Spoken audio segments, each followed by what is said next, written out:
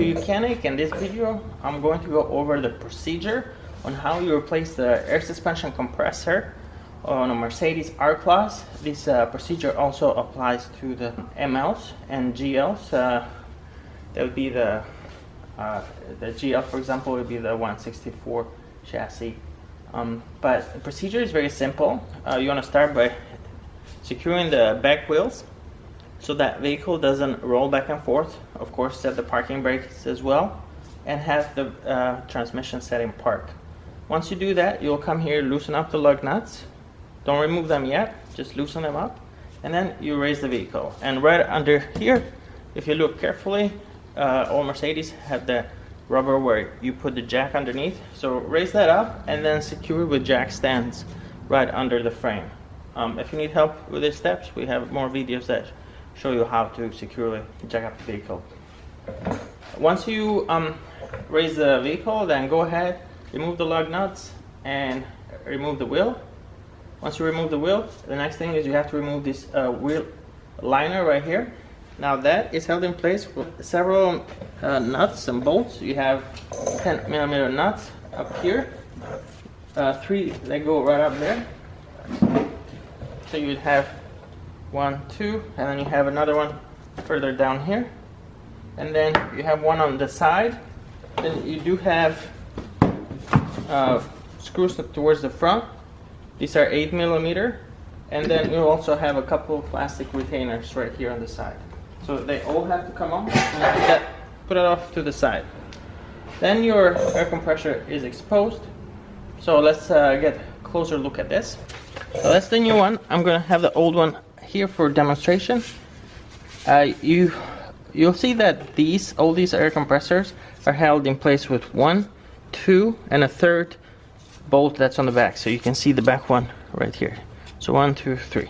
So before you start doing anything, spray some penetrating oil on these bolts, because they do rust, and then it's hard to get these nuts off, and then they break. They just snap right off. So then you're gonna have to remove this whole bracket if that happens. So spray penetrating oil, and then move on to the next step of disconnecting these connectors here.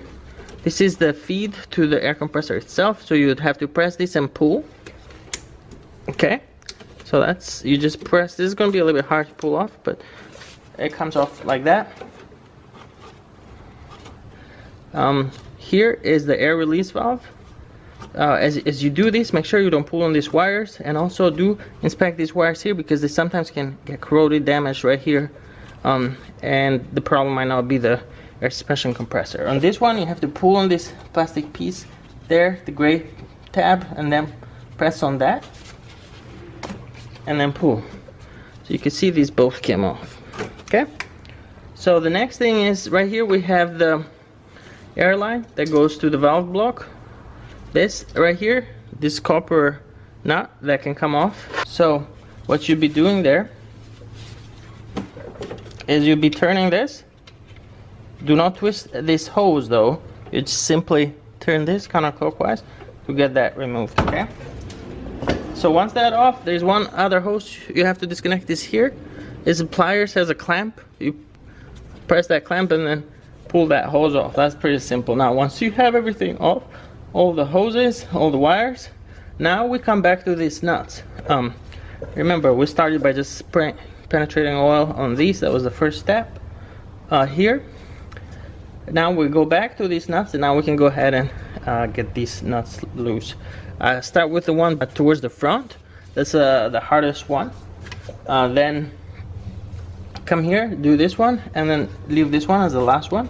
It is helpful to have somebody, as you remove these last two, have somebody hold this.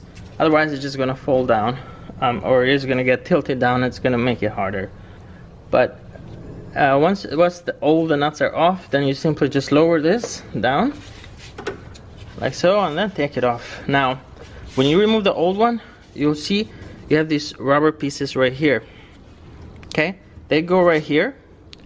Pay attention to the way that they're mounted, so because it's tempting where you remove these, they simply just come off once the nut is off. But sometimes you might be tempted to put them upside down. That's not the way they go this, and they have a spring inside. So make sure you mount them the same way on on the new unit. You're gonna have 1, 2, 3, and they all get mounted basically facing downwards. Okay, so mount those, and then you take the new one and just line it up.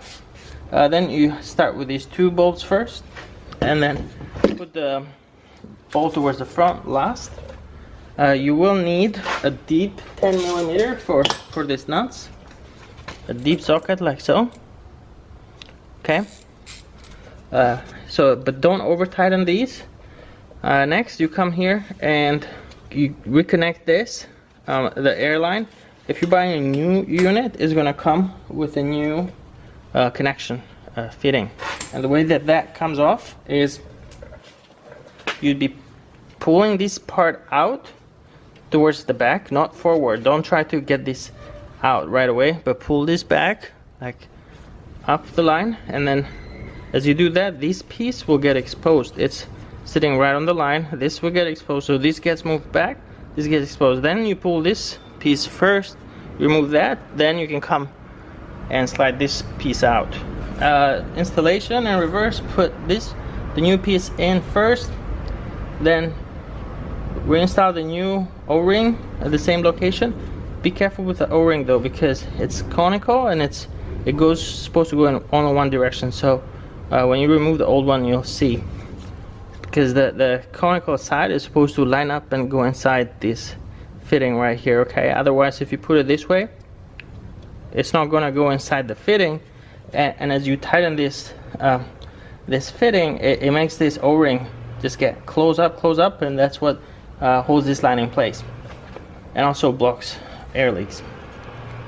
So, but you reinstall the new one and then get these lined up. Be careful, because these are a little bit hard when you put these back on. Sometimes they want to go at an angle, it's hard to see, and then you can cross thread, ruin the threads over there. So just be careful, start by hand. They should go quite a few threads easily by hand, and you can just spray a little bit of penetrating oil on this if you want to, if you're having a hard time. Not much though, and that could make it easier for you to rotate and go in there as well. Just get this tight, and then you'll feel that when it gets all the way flush and in there, you'll feel, and you don't need to go much more once you reach that point, because it's the O-ring here that holds that, you know, air from leaking. It's not how tight you get it. Of course you have to have it all the way in, but once it's there, then that should be all. Then you reconnect these connectors. Okay, make sure they don't pull out, they're locked in place. Same thing with this. Press that in, press it to lock the air release connector, and then once you do that, you reconnect the air release valve over there, and that should be it. Pretty simple, straightforward. Now there's a test though that you could do with you'd have to have an advanced scanner, but you can run the air compressor for it runs for about 35 seconds, and then a computer will see if the air compressor is generating enough pressure, because it might run but it might not generate enough pressure. It's similar to like a car engine. Like the engine might run, but if it's got worn piston rings, it's not going to generate enough compression, and you know, it might be a worn out engine. So we see that a lot with used units. People go buy a used air suspension compressor and then they install it, and it seems like it's working because the old one wasn't working at all, but this one is running, but you still have issues. The vehicle is not raising, or it might be raising but you still get a malfunction. You would need to scan the codes and also run a test on that compressor to make sure that it's generating enough pressure, and we'll have another video on that, on how to test these air suspension compressors.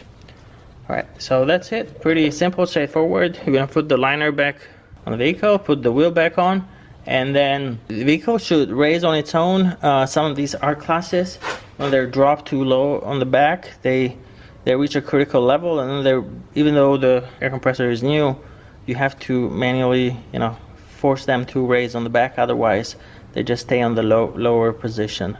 So that's something we've noticed with these. It's not typical, but you might be required to use the scanner to raise the vehicle on the back. And that's it. Thank you for watching.